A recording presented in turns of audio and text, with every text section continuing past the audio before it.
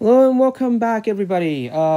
Today we are looking at section 9.2, which is going to be on slope field and Euler's method. So this is going to be the second part, or kind of like after the introduction to differential equation. So last time we talked about differential equations, how they work, why they represented, where they from, and how to verify that we have a solution to the differential equation. Now, the big take out of the last section was that, remember, differential equations, you don't necessarily have to solve for the original equation, but instead, we want to be able to translate it as best as we can, so in that way, other people can actually understand. So here is going to be one of the strategies of that, actually. So this is what is known as a slope field, and the method that we're going to use afterwards is something called Euler's method. So first, we're going to learn how to sketch out what is a slope field, and then afterwards identify the differential equation using a slope field. And then finally, we're going to look at that Euler's method, which is technically a tangent line. So first off, it's a slope field. What is a slope field? A slope field is basically kind of like a way for you to draw the original graph without having to draw the original graph. What you're doing is you're using slopes, you're using tangent slopes in order to estimate or predict what the original equation actually looks like. So here, without further ado, let's go ahead and dive into one so you can see what I mean. So underneath over here in the example, you'll notice what we have is that we have a differential equation. Y prime is equal to x times y minus 2. What I would like to do is sketch out the slope field. Now, to the right of it, you can see that you do have a graph, well, you actually have a xy graph right here, and then you have a whole bunch of points that we can actually solve for the slope of the tangent using this differential equation. Okay, so for example, here's what I mean. Let's say that we are going to go to, what I want to do is, let's go to the origin right here. Okay, let's go ahead and go to the origin right here, which is going to be 0, 0. Now, I can find out what is the slope of the curve at that point because we're given the differential equation over here. And the way we're going to do that is by taking the point and plugging it in. So y prime at 0, 0 is going to be equal to 0 times 0 minus 2, which is equal to 0. So that means that the slope at that point is going to be 0. It's going to be 0 then as a result. So I'm going to go ahead and draw a horizontal line like so. Then we can go ahead and go to another point and do exactly the same thing. Now, just to make it a little bit easier to see, hopefully it's a little bit easier to see, let me go ahead and change that to blue, okay, just so that it's a little bit easier to see. All right, now what I'm going to do is I'm going to go to another point and do exactly the same thing, okay? So let's say we'll go to the point that's next to it. Maybe like say over there, 1, 0. So at that point, I'm going to go ahead and plug into my differential equation. X is equal to 1, y is equal to 0 to see what's the slope over there. So 1 multiplied by 0 minus 2, so the answer is equal to negative 2. So that means the slope of the curve at that point is going to be equal to negative 2. So I'm just going to draw like an arrow that has a slope of that value then, or kind of like an estimate anyways. Okay. Let's do maybe a few more because I think you guys get the idea as to what's going to happen. Let's go ahead and plug in the point 2, 1. So this point that's over here. So I'm going to go to this part over here. I'm going to go ahead and plug in just to see what I get. Okay. So at the point 2, 1, I'm going to plug it into the differential equation. So you get 2 multiplied by 1 minus 2. So then that means the answer in this case is going to be equal to negative 2.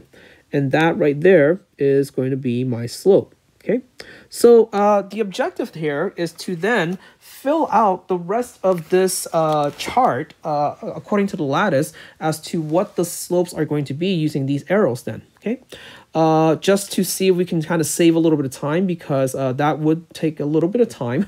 Why don't we look for certain characteristics that'll make things a little bit easier? So for example, you'll notice that for my differential equation, we have it in factor form. And because it's in factor form, then that tells me that, hey, certain values of those factors, the zeros of those factors, will make the whole thing equal to 0. For example, when x is equal to 0, right? When x is equal to 0, y prime would then equal to 0 because x is a factor. So anywhere x is equal to 0, then that means that y prime is equal to 0. So let's see. Then that means that over here, we have a whole bunch of horizontal lines, like so, like so, like so, here, and here, and here, okay? Then, in addition to that, when y is equal to 2, then y prime is equal to 0 as well, because that's also a factor. So then that means that all of these guys are going to be horizontal as well, like this. Let's see. Let's go ahead and fill in a few more. Let's see. If I plug in, like, say, -1, comma 1 into there, then that means that we're going to get, let's see, -1 multiplied by 1 minus 2. So that's equal to -1 times, looks like it's going to be -1. So the answer is going to be equal to +1. So it's going to be like this, okay? So after about, like, 5 to 10, well, hopefully not too long, but, after about like a few minutes, hopefully, you should be able to come up with the rest of the differential equation. And just to save a little bit of time, I'm going to go ahead and draw what it's supposed to look like then, because, we don't want to plot in every single time. But it's going to look something like this then, okay? So just to kind of save a little bit of time ahead of you guys, okay? And then, let's see, I think it was supposed to be this, and then it's supposed to be this. And then it gets steeper and steeper, and then somewhat steeper and steeper and steeper and steeper, and so on and so on and so on. Okay, so there it is. That's going to be my slope field then. So let me go ahead and clear this all up right here, first of all, okay? Now, if you're wondering, okay, well, what is the point or what is the purpose of the slope field? Well, that's going to be revealed to you in the second question. That's in the next part, okay? Now, the best way I can explain or give an example or analogy of what the slope field is for is, think of the slope field as, like, say, a current in the river, a current of the river. And what we can do is we can go ahead and, drop a rock somewhere in this current, and then that will show us the path of the original equation. So here's what I mean by that. In this next part, it says sketch the solution that contains the given point according to the slope field.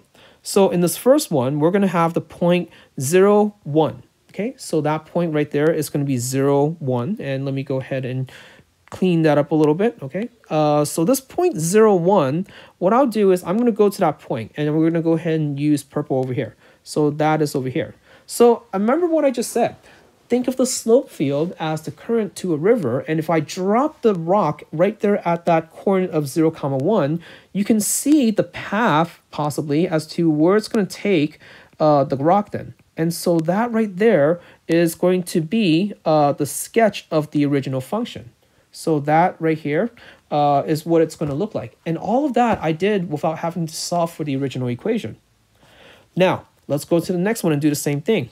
For number 2 over here, I want to know what does the curve look like if your original equation contained 0, 2. Well, I'm going to go to 0, 2, and if I follow the current, right, of the slope field, then you can see that this is going to be my answer to the differential equation. Very interesting, hopefully. It goes to show you that, remember, when you solve for the antiderivative, there is not one unique solution, but there are infinitely many number of solutions, okay? So this is exactly what's happening. And finally, for the last part, what if my equation contains 0, 3 then as a point? So if I contain 0, 3, I'm going to go to that coordinate and put that in there and see what happens then. So let's go ahead and choose black. So here's 0, 3, and that's somewhere up here. And if you follow the current then, okay, going forward, it's going to be something like this. And backwards, it's probably going to come from somewhere this way then. So you can see the different types of original equation according to the differential equation. And if you remember from our last section, when we solved for, or when we showed that, a certain equation is the solution to a differential equation, there was more than one. And that's exactly what's happening over here. There's definitely more than one in this case. All right, so now what I want to do is introduce something that's called Euler's Method, okay? Euler's Method, so here's how it works then, okay? For this problem, it says, use the equation of the tangent line at 1, 0, okay, to estimate what is the value of y of 1.2, and then repeat it to estimate the value of y of 1.4. So what I'm trying to get to right here is I'm trying to use the tangent line at a given point because we can find the tangent line since we know the equation of the differential equation, and then use it to estimate what is the y value in the original curve. This kind of goes back to in the first semester when we were doing something like, say, find or estimate what is the square root of 37. And what we did was we found the tangent line at x is equal to 36, and then used the tangent line to estimate what was the value or the estimate of the square root of 37. So here is exactly the same idea. So this is what is known as Euler's method, okay? And that's why at the very beginning I just said, or I wrote down, that this is just using the tangent line. And that's exactly what we're doing. All right, so let's go ahead and get started then. Now here, to give you an illustration, my starting point is over here at 1, 0. And what I would like to do is I want to use that tangent line over here to see what is my next coordinate that is going to be on the actual curve then. The smaller the increment, the better it is, because then it will preserve the accuracy. So in this case, my increment is going to be 0.2 in this case, because we're moving 0.2 over to the right each time. But nonetheless, let's go ahead and solve for the tangent line first, okay? So let's see here. Since we have y prime is equal to x multiplied by, what was the equation again? Oh, there it is, y minus 2. I'm going to go ahead and plug in the point that we're starting with, which is going to be 1, 0. When we put that in, we're going to get 1 multiplied by 0 minus 2. So my slope is going to be equal to -2. So the equation of the tangent line, right, is supposed to be, well, you have your slope and you have your coordinate, so we can build it then. Y minus 0 is equal to -2 multiplied by 1 minus 0. Now, that tangent line right here is supposed to be very similar to that of the curve because, well, they're supposed to be connected to each other. If you kind of like zoom in enough, the tangent line looks just like the curve itself. So on the tangent line, what I'm going to do is I'm going to move over to the right by 0.2. So then that means that I'm going to go ahead and use x is equal to 1.2 to figure out what the y value is, because that's what they told me to do in the first part. So y is equal to -2 multiplied by, oops, sorry, I think I actually wrote it wrong. The equation of the tangent line is supposed to say x minus 1. So let me go ahead and change that over there. So let's see, it's going to be x minus 1. And now I'm going to go ahead and plug in the 1.2 then for x then. So 1.2 minus 1. So clean this up a little bit more. So y is equal to -2 times 0.2, which is equal to -0.4. So then that means that as an estimate, the next coordinate that's on the curve is going to be 1.2 comma -0.4. So that is approximately, like, say, around here then. Okay, so you can see how it's actually getting closer and closer, or it's actually kind of the same as the curve. So let me see if I can kind of erase some of this stuff. It's a little hard to see, so I do apologize for that. So let's see. First, I'm going to draw this part. We drew the slope, and then we also drew the, we drew the curve, and then the tangent line is going to be something like this. So over there, that's going to be our coordinate. And now what we're going to do is we're going to repeat it one more time because I want to be able to maybe sketch out as much of the original curve as possible using this tangent line method. So now we're going to repeat the method, but using this new coordinate that we have. So y prime, I'm going to solve for the slope at that point, is going to be equal to x multiplied by y minus 2. And my coordinate that we're using in this case is going to be 1.2 comma -0.4. So let's see, that's equal to 1.2 multiplied by -0.4 minus 2 then. So that is equal to 1.2 multiplied by negative 2.4. That is equal to 1.2 multiplied by 1.2 multiplied by negative 2. So that looks like it's equal to negative 2.88. So don't have a calculator, so we're going to have to do it old school then. So that is your slope, okay? That is going to be your coordinate that we're using the slope on. So the equation of the tangent line is y plus 0.4 is equal to negative 2.88 multiplied by x minus 1.2. And now we're going to move over again a little bit more, because now I want to use that to estimate what is the y value at x equals to 1.4. So at x equal to 1.4, because again, my increment is I'm moving by delta x by 0.2 each time, okay? So this is going to be the last time we put it in. So let's see what we get. Y plus 0.4 is equal to negative 2.88 multiplied by 1.4 minus 1.2. So clean that up a little bit. Negative 2.88 multiplied by 0.2. That is going to be equal to negative 2.88 multiplied by 2 divided by 10. So definitely going old school here, because no calculator whatsoever. And I really wish I did have one right now. But we can manage. Okay, so that's what it looks like then.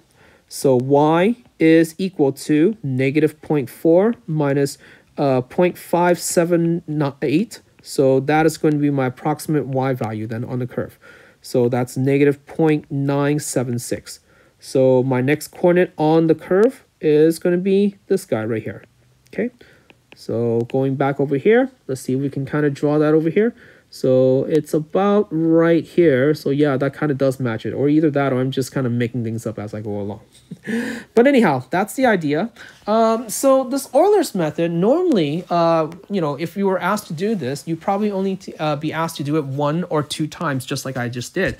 Anything more than that, it's probably best to use a calculator for, where you can create a program for this Euler's method, because it's pretty repetitious, and also after a while these values are not exactly going to be nice then. Okay, so just kind of word to the wise.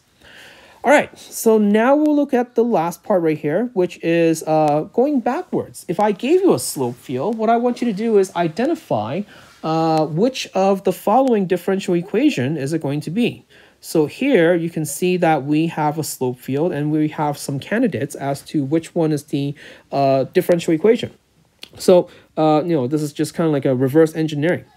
Well, what we can do is maybe we can go ahead and kind of do the same thing as what we did with the slope field, creating it. Plug in points and see, does it actually match? Maybe that'll help. Okay, so for example, let's see, in what's this case? Let's go ahead and look at this guy right here. Okay, so we're going to go ahead and each one look at each candidate and see how that works out. I'm noticing that, yes, I can plug things in, but let's just try to see if we can make things a little bit easier on us. I noticed that when x is equal to 2, then that means that dy dx is equal to 0. So that means when x is equal to 2, all my slopes are equal to 0 then. So that means that all of these guys right here should have horizontal lines at x equals to 2.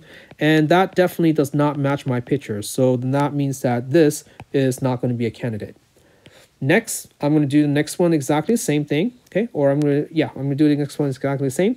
For this guy, when y is equal to 2, then that means that the derivative is equal to 0. And so if I go over there, you can see that at y is equal to 2, we don't have a whole bunch of horizontal line. So that is definitely not going to be a candidate either. So, easily solved for so far. Now down to the last two right here. At this point, I can't really do something similar because you have 2 different variables. But, that's where, again, maybe plugging in might help a little bit then. Okay, so let's see here. Let's go ahead and plug in some points just to kind of test it out.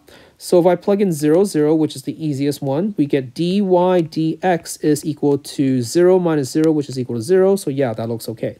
But just because you checked it once, that doesn't necessarily mean that it's going to work out, because if you look at the other equation and you plug in 0, 0, that also works too.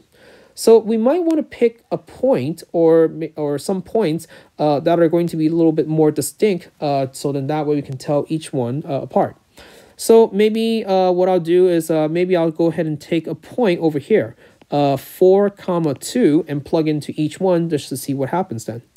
So in this first case, if I plug in 4 comma 2, okay, then we're going to have 2 times 4 minus 2, which is equal to 6. And that's going to be equal to dy dx. And looking at this, yeah, that definitely does look like a slope that's going to be positive in this case, with a very steep slope. Now, in the second one, if I plug in 4 comma 2, let's see what happens there. You're going to get dy dx is equal to 2 minus 2 times 4, which is equal to negative 6. And right there, that's going to be your red light right there, because that is not a positive slope at that point. So my final answer is going to be this guy then. All right, so thank you so much for watching. I will see you next time. And yeah, take care of yourself.